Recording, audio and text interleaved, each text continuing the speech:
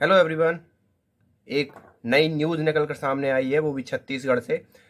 उसमें जो धर्म परिवर्तन है उसका मुद्दा भी निकल कर सामने आया है।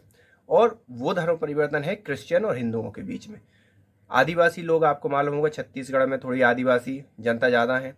तो वहाँ पर आदिवासियों के एक समूह को क्रिश्चियंस ने क्या किया, अपने धर्म में परिवर्तित कर दिया और वहाँ पर एक चर्च बना दिया। और जिन लोगों को उनने कन्वर्जन करवाया उन लोगों से कहा कि आप आदिवासी तौर तरीके छोड़कर आप क्रिश्चियन तौर तरीके या यूरोपियन संस्कृति के तौर तरीकों को क्या कर लो, स्वीकार कर लो। और लोग ये कर भी रहे थे।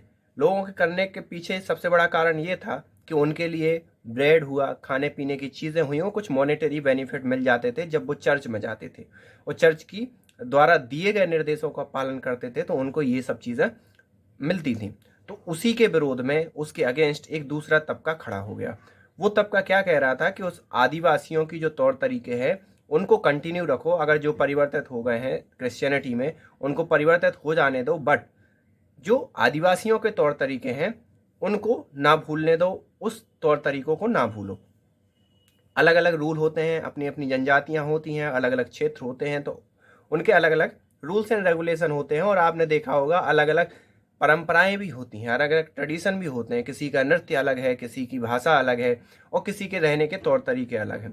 तो वो सब चीज़ें छोड़कर वो आदिवासी पूरी यूरोपियन संस्कृति को फॉलो करने में लगे हुए थे।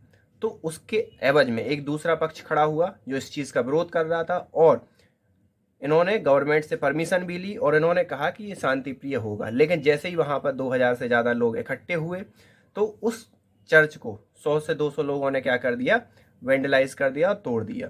तो ये चीज़ें निकल कर सामने आई। अब आगे क्या क्या आगे होता है ये आपको आगे वाले समय में मालूम चलेगा। लेकिन वर्तमान जो अभी न्यूज़ एंड ट्रांजिशन है वो यही है। So thank you for this video.